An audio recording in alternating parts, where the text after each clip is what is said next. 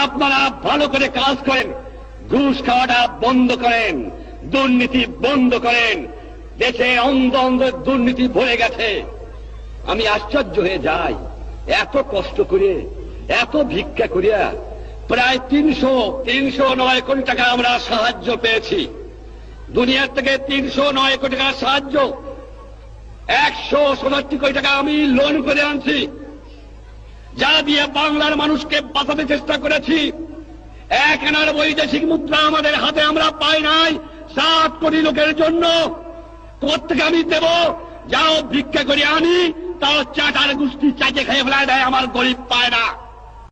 এত চোরের চোর, চোর কোথেকে যে পয়দা হয়েছে আমি জানি না। পাকিস্তানের সব নিয়ে গেছে, কিন্তু এই চোরটুক ফিরে গেছে আমার কাছে। এই চোর নিয়ে গেলে আমি বাঁচতাম, কিছু দালাল গেছে, কিন্তু চোর গেলে বাঁচা যাবে।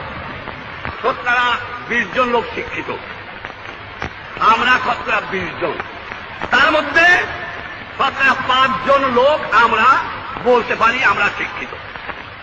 আজকে একটা কথা প্রশ্ন আমার, এই যে দুর্নীতির কথা বললাম, আমার কৃষক দুর্নীতিবাদ না, আমার শ্রমিক না, তা কে?